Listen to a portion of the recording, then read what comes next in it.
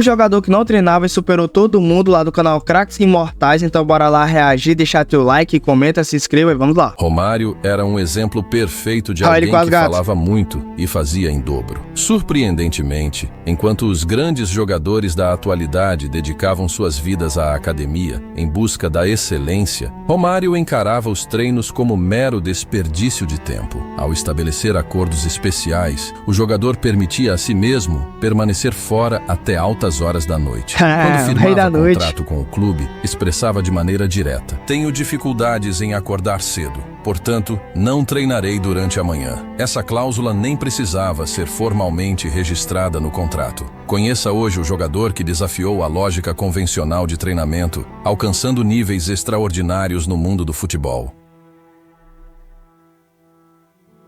Filho de Edevair de Souza Faria e Manuela Ladislau Faria, morou na comunidade do Jacarezinho até os 3 anos de idade, quando mudou-se para a Vila da Penha. Lá jogou no time de futebol do Estrelinha, fundado por seu pai, o que era uma maneira de incentivá-lo à prática dos esportes. Foi no asfalto e nas quadras de futebol de salão que aprendeu a jogar. Com pouco tempo já era destaque entre os garotos e já jogava entre os mais velhos. Em 1979, um olheiro o levou para fazer testes no infantil do Olaria. De cara ele foi artilheiro e campeão carioca na categoria infantil em 1979. Destaque entre os jogadores da equipe. Foi levado depois ao Vasco da Gama, mas foi obrigado a fazer um estágio de 1 ano, pois o jogador não tinha condições legais de ingressar no clube por causa de sua idade. Já na categoria juvenil e juniores do Vasco, conseguiu por 3 anos seguidos ser artilheiro do campeonato carioca em 1982, 1983 e 1984, além de ser bicampeão em 1983 e 1984, mostrando assim que estava surgindo um dos maiores artilheiros de todos os tempos do futebol. No Vasco, Romário iniciou a sua carreira profissional em 1985. Sua estreia em jogos oficiais ocorreu em 6 de fevereiro, na vitória vascaína por 3-0 sobre o Coritiba. Já seu primeiro gol foi marcado no dia 18 de agosto em um amistoso contra o time do Nova Venécia, marcando 2 vezes em uma goleada de 6-0 sobre a equipe capixaba. Na estreia dele ele já mandou 2 golaços, mano. Caraca, o homem já chegou destruindo tudo no profissional. A chamar a atenção de torcedores e jornalistas já no Campeonato Carioca de 1985, onde foi vice-artilheiro. Considerado uma grande revelação, assinou seu primeiro contrato profissional em 1986, ano em que fez dupla de ataque com o consagrado jogador Roberto Dinamite, em um elenco vascaíno que ficaria marcado por contar com os 2 maiores ídolos da história recente do clube, mesclando também outros veteranos consagrados e jovens talentos. Dinamite diria, mais tarde: você sabe o que é jogar ao lado do Romário de 20 anos de idade? Era só jogar a bola para ele. Das 3 que chegavam no pé, 2 ele colocava dentro. O Romário era bravo, sabe? De tudo que a gente o cara fazia. Romário começou a jogar pela seleção brasileira desde as categorias de base. Em 1985 foi campeão e artilheiro do Campeonato Sul-Americano Sub-20, porém já enfrentava problemas com treinadores, algo que o marcaria. Irritado com a falta de foco de Romário, que gostava de passar o tempo paquerando as mulheres que via, o técnico Gilson Nunes não o coloca na lista dos jogadores que vai disputar e vencer o Campeonato Mundial Sub-20 na União Soviética. Romário, naquele ano, venceu a Taça Guanabara de 1986, seu primeiro título como profissional, marcando 2 vezes na final contra o Flamengo. Mesmo ao lado de Dinamite, foi o garoto, o artilheiro do Campeonato Carioca do mesmo ano, com 1 gol a mais que o veterano ídolo. Porém, os rubro-negros venceriam o segundo turno e acabariam derrotando o Vasco nas finalíssimas. Em 1987 e 1988, o baixinho marca a época no Vasco, faturando o bicampeonato carioca, em ambas as vezes contra o Flamengo, devolvendo a perda do título de 1986. Na decisão de 1988, marca um gol histórico contra o arquirrival, aplicando um lençol no goleiro Zé Carlos, e quase entrando no gol junto com a bola. Naquele ano, já declara sua ambição de fazer 1000 gols, tal como Pelé. Tenho 22 anos e garanto que ainda vou impressionar muita gente. Podem me cobrar. Vou chegar ao 1000º gol.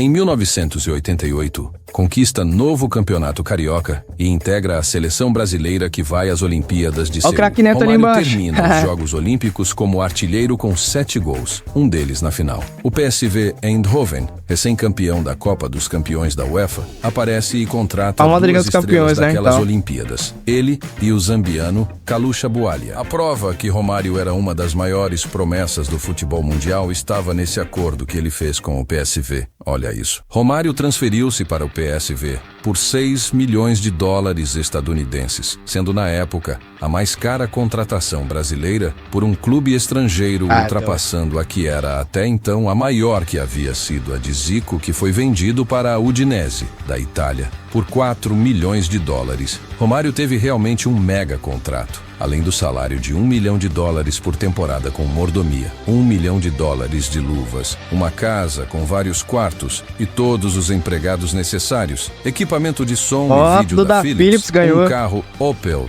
GSI, 10 passagens aéreas por ano entre Holanda e Brasil, liberdade para fazer qualquer publicidade no mundo inteiro, contrato publicitário com a Philips do Brasil, curso de inglês e holandês para ele e sua esposa Mônica Santoro, um intérprete, cursos em faculdades locais. E se seu passe fosse vendido por mais de 3,7 milhões de dólares para outro clube, ele teria direito a 15% de tudo que excedesse a esse valor. O técnico da equipe neerlandesa, Guus Hiddink, veio pessoalmente ao Brasil para participar das negociações. Estreou pelo clube em 30 de outubro de 1988. Na sua primeira temporada no clube foi artilheiro, campeão do campeonato holandês e da Copa dos Países Baixos. Na Copa dos Campeões da UEFA, encarou pela primeira vez um futuro rival, o Real Madrid. Marca nas 2 partidas, mas são os espanhóis quem avançam, na prorrogação, para as semifinais. Na temporada de 1990, Romário é novamente artilheiro da Eredivisie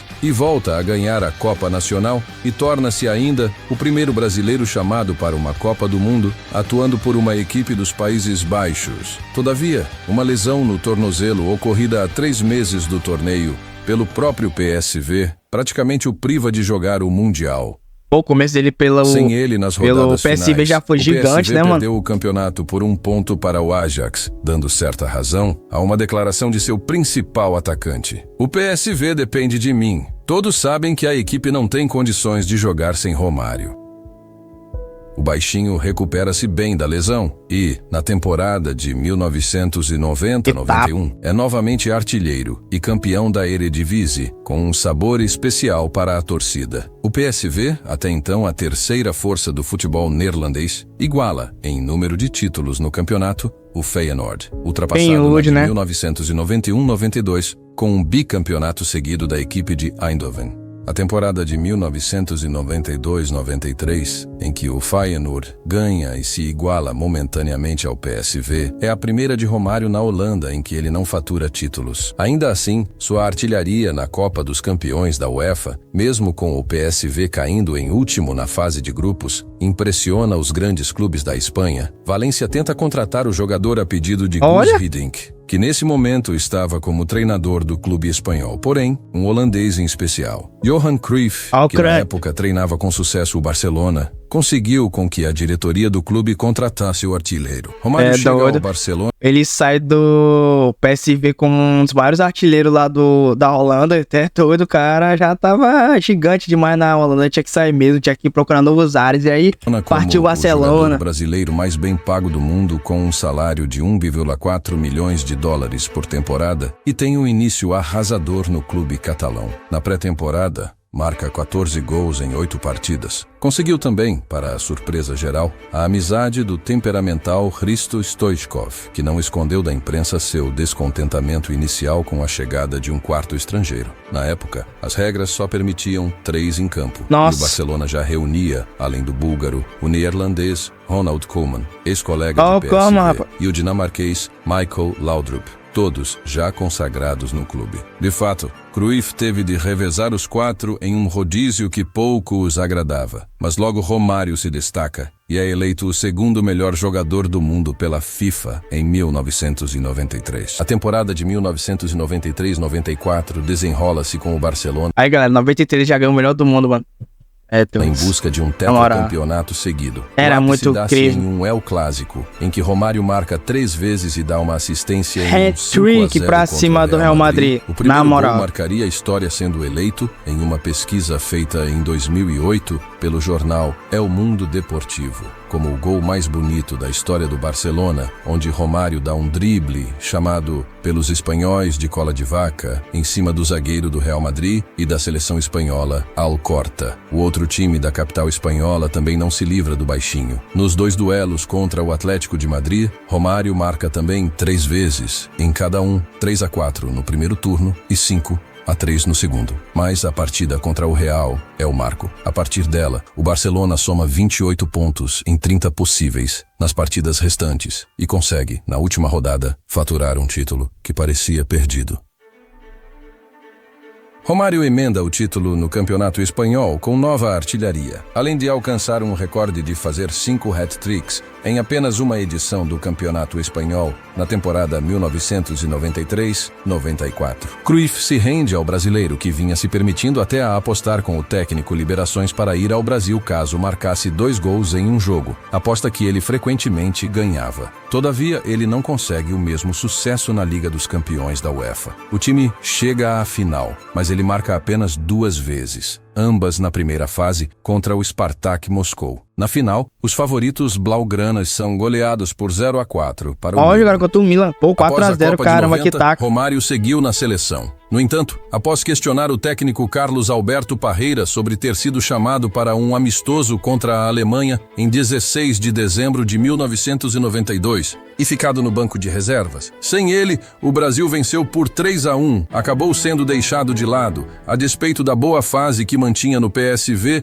e posteriormente no Barcelona. Apesar do clamor popular, devido à decepcionante campanha rumo à Copa do Mundo FIFA de 1994, que chegou a incluir a primeira derrota brasileira nas eliminatórias por 0-2 para a Bolívia, em La Paz, Romário só voltou a ser chamado na última partida, por conta da contusão do atacante Müller. Já durante a Copa de 94, Romário vinha sendo o destaque da seleção, marcando gols importantes até a chegada à final contra a Itália. Na final, Romário teria a chance de uma pequena vingança pessoal. 5 dos adversários eram jogadores do Milan que meses antes golearam o Barcelona na final da Liga dos Campeões da UEFA. Foi inclusive sob a marcação de Baresi que ele acabou não produzindo tanto na final, chegando a errar para o gol vazio. O 0-0 nos tempos normais encaminhou a disputa para os pênaltis, em que o baixinho converteu a sua cobrança, em que a bola acertou a trave de Gianluca Pagliuca antes de entrar. Com os erros do próprio Baresi, de Massaro e da estrela Roberto Baggio, a Itália perderia nos penais o tetracampeonato de para o Brasil.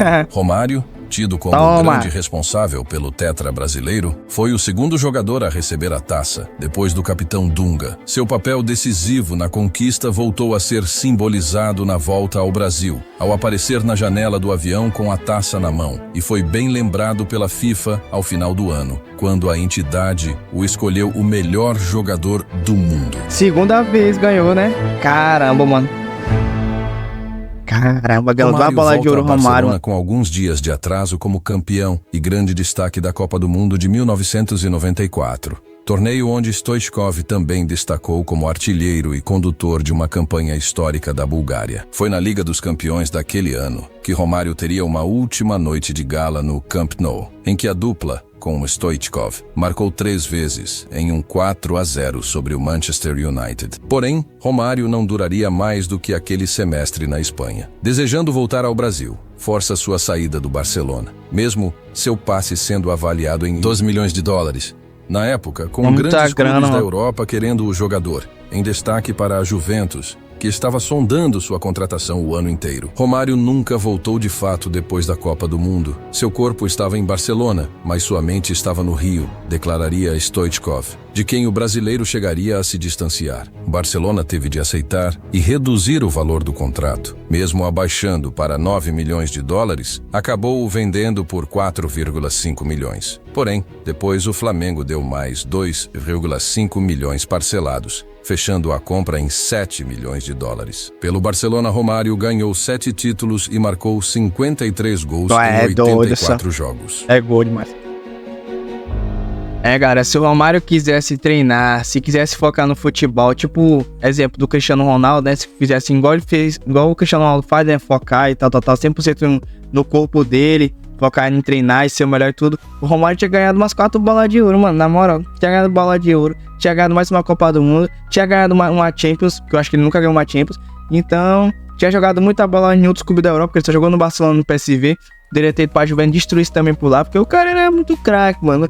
Nem treinava, não se cuidava tanto assim, jogou muita bola, mano, muita bola. O cara era muito melhor. Acho que um dos melhores jogadores que o Brasil já teve é o Romário. O cara era vida louca e jogava muito. E falava muito, mas em campo o cara cumpria o que falava. E muito mais do que ele falava, ele cumpria 2 vezes mais ainda em jogando bola, né?